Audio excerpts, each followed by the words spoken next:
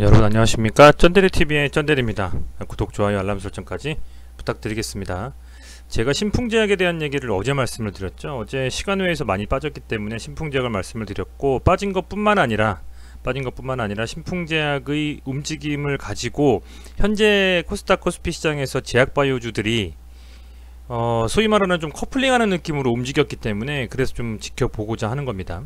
우선 오늘 신풍제약이 엄청나게 아래 윗꼬리가 긴 도지형 비슷한 이런 도지형은 참 거의 본 적이 없는데요. 엄청나게 매도세와 매수세가 동시에 정말 치고받았던 움직임의 긴 도지형이라고 표현하면 좋겠네요. 네, 도지형이라고 말씀드리겠습니다. 네, 도지형이 나왔습니다. 그야말로 도지형이 나왔는데, 도지형이라 하면 아시겠지만 매수세와 매도세가 뭐 비등비등하다라는 얘기가 있고요. 하락하는 추세에서의 도지형은 상승을 말하고, 상승하는 추세에서의 도지형은 하락을 말한다. 뭐 이런 교과서적인 내용도 있습니다만, 여기서 제가 중요하게 하는 것은 이 끝과 끝입니다. 끝과 끝. 도지형, 오늘 나온 이 신풍제약의 도지형의 끝과 끝을 보면, 이 끝은 제가 어제 말씀드렸던 요 중요한 캔들의 상단을 딱 찍고 올라와 줬고요. 아울러서 고점인 볼린저 밴드의 상단을 딱 찍고 빠졌습니다. 그러니까 지켜줘야 할 지점에서는 지켜줬고, 상승할 수 있는 라인의 끝까지 어쨌든 상승을 했다라고 보시면 될 것 같아요. 분봉으로 보면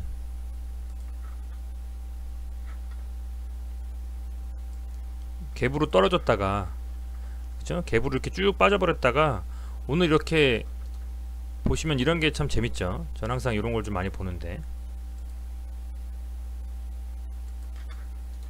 이런 거죠. 뭐 단기 트레이딩 할 때 주로 쓰는 방법인데, 예를 들면 이렇게 아래꼬리 길게 달면서 거래량이 많이 터지면서 올라가는 이 시점에서는 어떻게 보면 휴대전환의 신호라고 볼 수가 있고, 그리고 요런 느낌들이 있지 않습니까? 여기서 이렇게 좀 길게 빠진 이 긴 음봉을 다시 이런 식으로 재차 한번 뚫어주려는 시도가 나오고, 다시 뚫어준 이후엔 이렇게 상승이 강하게 가는 겁니다. 그래서 어느 지점에 들어가서 매수를 하느냐 매도를 하느냐에 있어서도 중요하게 봐야 될, 체크해야 될 지점들이 있거든요. 전 그렇게 좀 봤을 때 3분봉상으로는 항상 이런 식으로 전에 중요하게 여기는 지점을 깨트리고 빠져버렸을 때 그 빠진 걸 다시 복구하면서 올라가면 거기 또 뚫어주면 이렇게 강한 상승이 좀 나온다는 어떤 그런 이슈를 가지고 매매를 주로 하는데, 어찌됐건 뭐 이건 분봉상의 움직임이고요. 결론적으로는 이 분봉상으로 120평선 위에서 마감을 했습니다. 그렇다라는 것은 아무래도 상대적으로는 조금의 상승의 여력이 더 있다라고 좀 보고 있고, 우선은 얘가 1차적으로는 이 5위평선, 2차적으로는 3위평선까지 밀어 들어 올리면서 양으로 마감할 수 있을까. 근데 봤을 땐 매동은 전부 개인이 지금 순매수 해줬단 말이죠. 이 변동성을 이용한 그야말로 단타 매수세들이 많이 들어왔다라고 좀 볼 수가 있을 것 같고, 이렇게 좀 개인이 많이 받아서 올린 상태라고 하면 하방에서 그렇다고 하면 단일가가 현재 상태에서 0.6%니까 약간 올랐다고 봤을 때 1차적으로는 뭐 한 요정도 라인까지는 살짝 좀 튕길 수는 있겠죠. 요정도까지. 그러니까 뭐 일봉상으로 2평선한 5위평선까지는 한 번쯤 이렇게 들어 올릴 수는 있겠습니다만, 아주 강한 상승이 과연 내일 나올까. 오늘 그 소위 말하는 이제 미국에서 이제 배터리데이가 또 진행이 되잖아요. 소위 말하는 계속 뭐 기다렸던 그 배터리데이하고는 또 상반되는 종목이죠. 왜냐면 이제 제약바이오 쪽의 이슈는 아니니까요.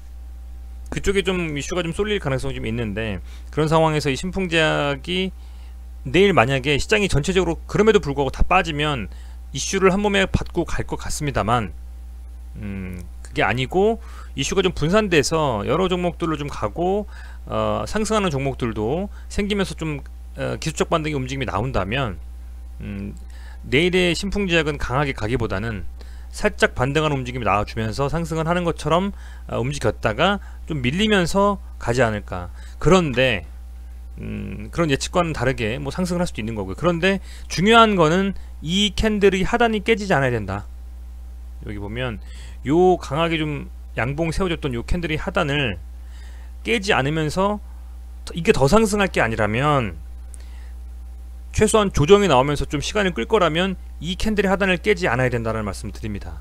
그게 뭐냐면 앞서서도 캔들을 싹 올려놓고 나서 여기를 깨지 않았거든요. 지켜야 될 라인들은 있는 겁니다. 여기를 깨지 않고 아주 살짝 눌림 주면서 이탈하는 듯 했습니다만 다시 이내 반등해 주면서 다시 이렇게 상승이 나와줬기 때문에 우선은 매동이 좋지 않고요. 상승권도 굉장히 고가에서 지금 상승을 충분히 한 상태에서 지금 이렇게 빠진 상태이기 때문에 당분간에는 이렇게 강한 변동성보다는 최소한의 지켜야 될 라인인 15만원 정도를 지켜주면서 얘가 조정을 좀 받아주는지를 지켜볼 필요가 있겠다. 이게 15만원을 깨지 않고 이 위에서 뭐 치고받고 뭐 정말 강하게 상승하고 뭐 이러는 거는 뭐 어떻게 움직일지는 사실은 정확히 판단하기 어렵죠. 그날의 당일의 수급이 어디로 쏠리냐가 되게 중요한 부분이기 때문에. 그런데 중요한 것은 이 신풍제약이 이렇게 강한 상승에서 이제 꼭지 달고 밀리는 움직임이 안 나오려면 지켜줘야 될 부분은 15만 4천원, 뭐 15만원 이 정도 라인이다. 여기 라인을 되게 중요하게 지켜줘야 될 것 같고요. 조금 더 밀리더라도 오늘 이렇게 찍었던 13만원 정도 라인까지는 반드시 지켜줘야만 더 62평선까지 밀리면서 이 강한 상승을 끝내지 않지 않을까, 이렇게 좀 판단이 됩니다.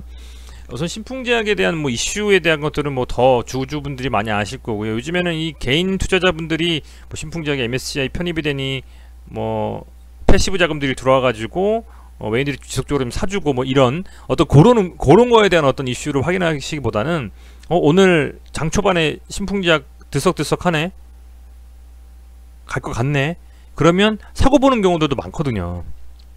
오늘 아마 그런 분들이 좀 꽤 있으셨을 거라고 생각이 됩니다. 밀릴 때까지 밀려라, 하방에서 나는 걸어놓고 변동성 이용해서 단타한다, 이런 분들이 많이 있었을 텐데, 어찌됐건 뭐 그렇게 해서 수익이라도 보시면 좋은 거죠. 중요한 것은 수익을 보는 거니까요. 근데 그런 상황에서 어쨌든 매동이 지금 현재 개인이 많이 가져간 상태이기 때문에 조금은 좀 조심스럽게 접근할 필요가 있고, 얘가 여기서 고점 찍고 밀려서 이제 죽어버린다, 이런 움직임이 안 되려면 지켜줘야 될 라인이 1차적으로는 15만원, 2차적으로는 13만원까지 좀 지켜줘야지만, 또 앞서서 이렇게 상당히 좀 불안하게 만들었던 이런 움직임은 피할 수 있지 않겠냐, 이렇게 좀 판단을 하고 있습니다. 그래도 이 정도 매수세로 들어 올렸다라는 건 상 대단하네요. 정말 신풍제약이 대단하고, 저는 사실은 좀 밀릴 거라고 좀 생각을 했거든요. 근데 하루 이틀 정도 음봉 나와주고 그 다음에 3일째 기술적 반등 때 좀 아랫부분에서 사서 수익 보는 뭐 그런 전략을 좀 구사해 볼까 했었는데, 오늘 장 초반부터 이렇게 빠지면서 시작해가지고 그냥 밀릴 건가 보다 했는데 중반에 이렇게 좀 수급이 들어와 주면서 이렇게 좀 어쨌든 다행히 주주분들한테는 최악의 상황은 면하셨을 거라고 좀 생각이 됩니다.